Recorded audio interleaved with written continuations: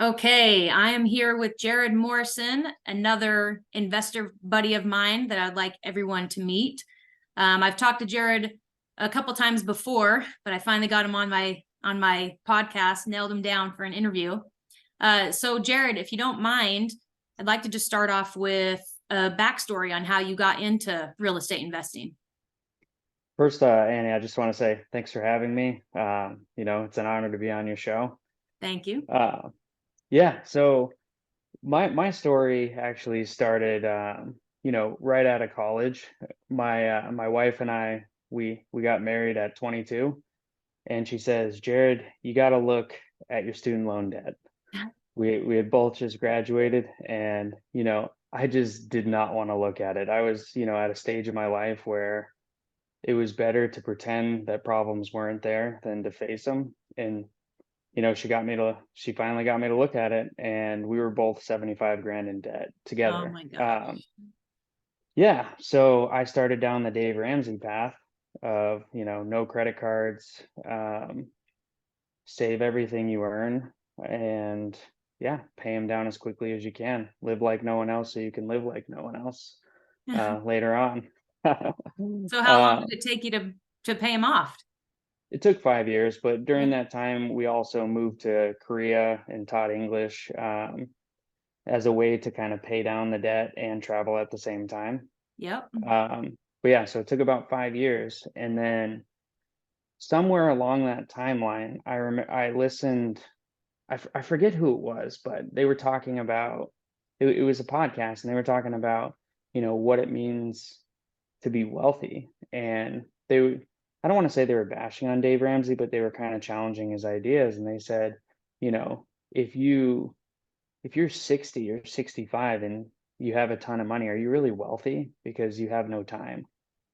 Um, and that was the point where it really switched my mindset of like, at that point I was house hacking, but I hadn't really thought like, oh no, I need to try and um, become wealthy sooner. And then that's when, all eyes were on real estate, where it was like I can house hack and, really multiply my money rather than just otherwise I would just put money in the stock market and index fund and, earn 8% over the next 40 years. I'm like, And well, what's a cross way I your can speed fingers that that up? you earn 8% in the next 4 years, right?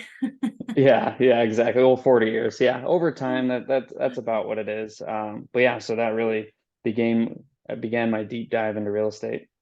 So you said you had already started house hacking. What brought up that? Like, why did you decide to do that? And then yeah, I guess why did you decide to do that? So somewhere I can't remember exactly when it happened, but I was introduced to Bigger Pockets and I started listening to Brandon Turner, and yeah, that's where he talked about ways to accelerate your growth. And I started out as a CPA, and really how that career path works is you start off you're paid for your knowledge and experience. So when you start off, like, you don't have experience, you just have these degrees and these titles. So I was like, okay, it's going to be a while until I'm earning what I need to earn to buy investment homes. Um, like just, using conventional 20% down. I'm like, okay, well, how can I speed this up? So I talked to my wife about it. And I was like, hey, we're going to have to move a lot. And, it took some convincing. Our goals aligned because she stays at home with our kids, and, that's what she's always wanted to do. That's her calling in life. And I respect that. And so we kind of met in the middle of, well, how can we still reach our financial goals? Yeah, and house hacking has definitely been a catapult to doing that. So uh give me a brief like summary of how many times you've house hacked and what you've done with those properties after you moved on.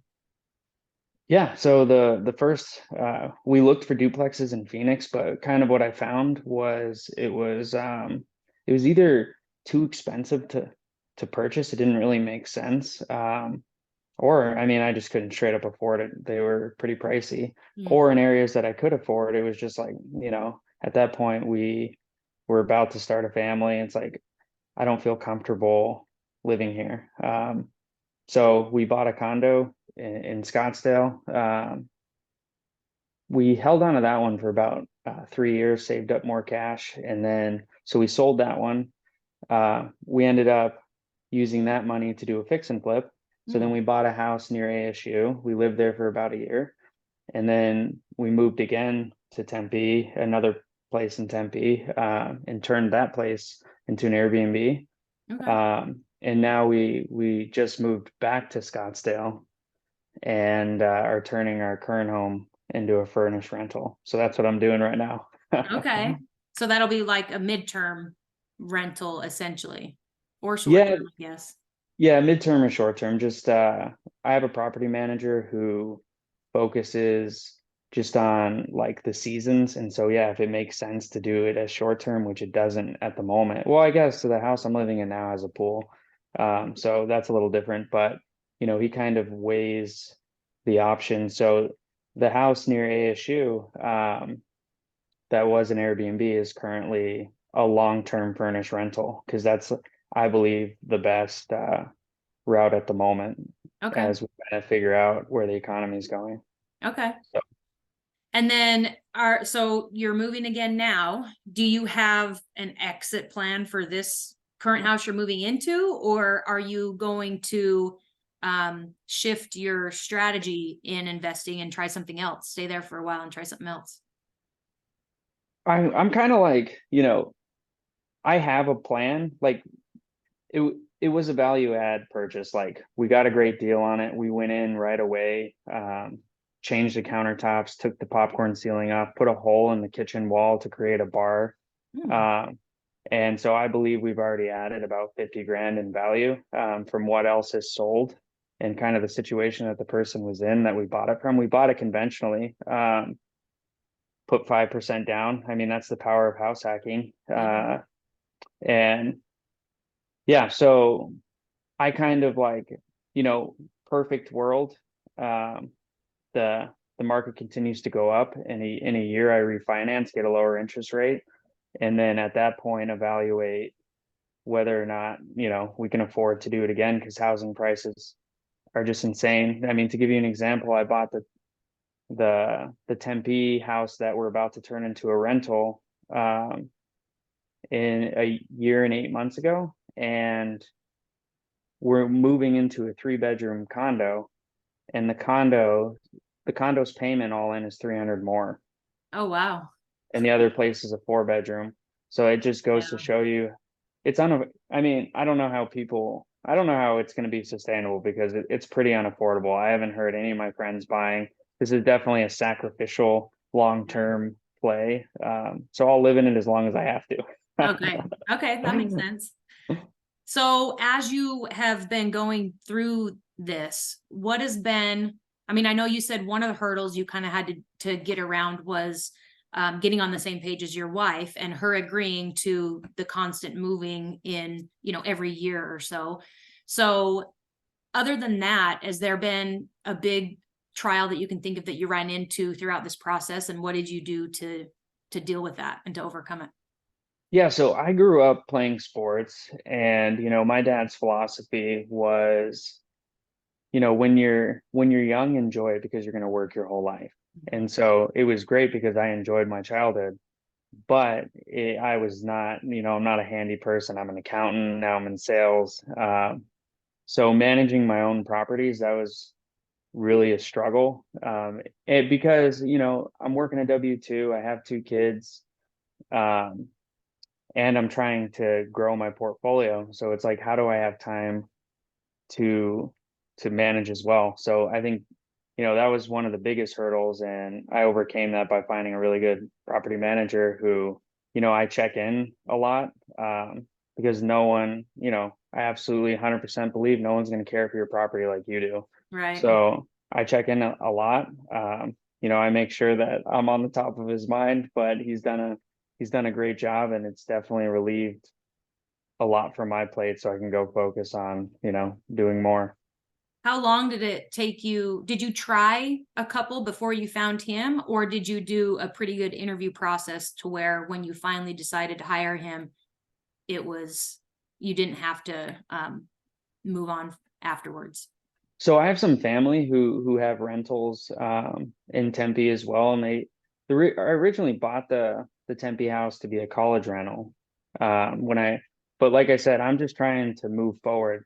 I'm Mhm. open to what my strategies are once the time comes. And so they had some college rentals. So first I Airbnb'd it, and then I was looking into turn it into a college rental because I was like, let me just hand this off. But I didn't want to get rid of my furniture. Mm. And the company that they used, they had great reviews from my brother-in-law and from my father-in-law.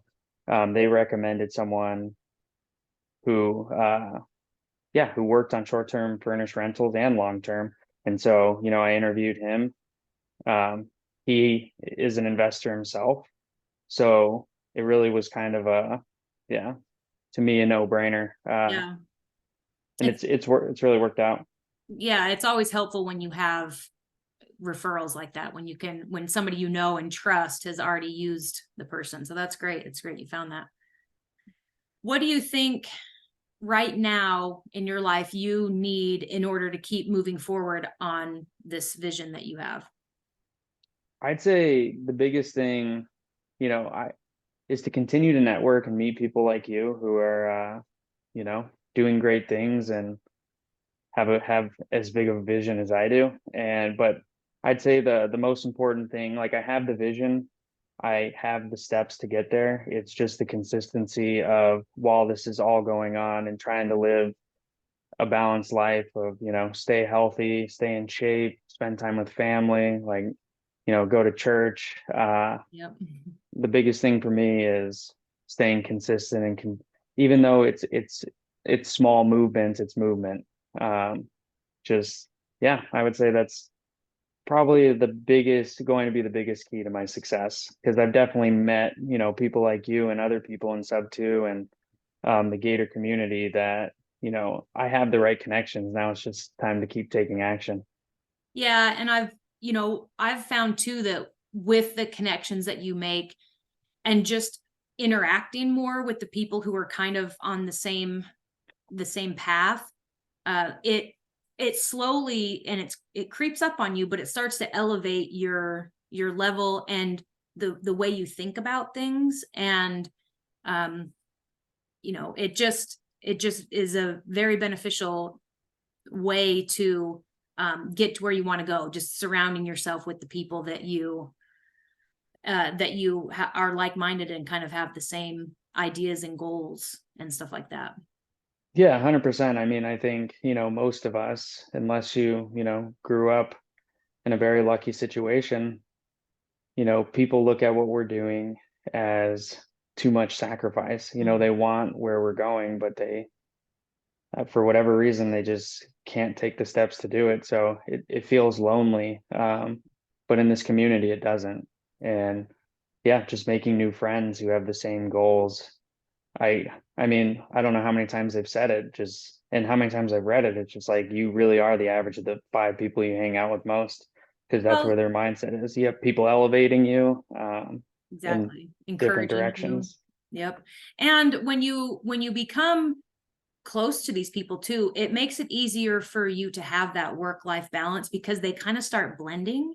So you can spend time with your kids and do real estate because you're going to a meetup with a bunch of friends who also have kids, or something, you're working on a project with somebody who has kids. And so you can almost make it a family activity or a fun little field trip with the kids or something like that. And you can kind of start to integrate all those areas of your life, and then you're not as torn and segmented. Yeah, no, 100%. And I think, out of all the value that Pace adds, which is just an unbelievable amount, I think the thing that I admire most about him is, how much he involves his family. I think we're brought up to think that you have to choose wealth or family, and he's like, no, you just bring your family with you along the journey, Yep. and they learn as well. And so it'll help secure the legacy if they already know how to do everything because they're with you. And it's more normal for them, right? So they're already thinking that way. They already have the at least part of the necessary mindset it takes to live that. Yep. So I love that. So if somebody is interested in working with you or reaching out, what do you think is the biggest value you can provide to them? I would say right now, what I'm specifically working on is Gator, and I'm also looking to partner with people. I also have a duplex in Pennsylvania, and so I've had to deal with managing from afar Mm. and going through that whole process. And it hasn't, there have been a lot of ups and downs with it. So I've learned a ton. So right now I'm actually looking, to JV with people who don't necessarily want to be as involved, but have the capital to do that, as well as connecting people in Gator. If you have deals that you're not able to fund, I definitely have the network to help get them done. And just, if you have any questions about house hacking, if you have any questions about the sub two process, I've on the buying side, I mean, I've been through a lot of loans, and I feel like I have a great understanding of that. And also my passion is personal finance, coming from where we did. Um, yeah, to, looking at that balance sheet net worth and seeing, man, like we're in the negatives. Yeah. And, the mindset shift to turn that around. I think ultimately that's my biggest passion, is helping people with their personal finances. Yeah, I think if people don't look at that often enough in depth, and I think a lot of them would be surprised that what their actual net worth is when they actually look at it. I mean, because it's not something you typically think about on a day to day. Like you have money coming in, it's enough to pay the bills, and maybe there's plenty of extra too. But like, how much debt do you have as well? So, yep, that's Yeah. interesting. So, if somebody does want to reach out to you, how can they find you? I'm on Instagram at Morrison 2011. My phone number is 480-334-5581.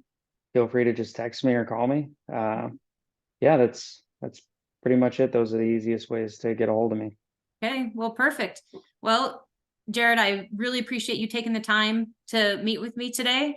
And I look forward to seeing how you progress in your journey, and we'll definitely talk again in the future.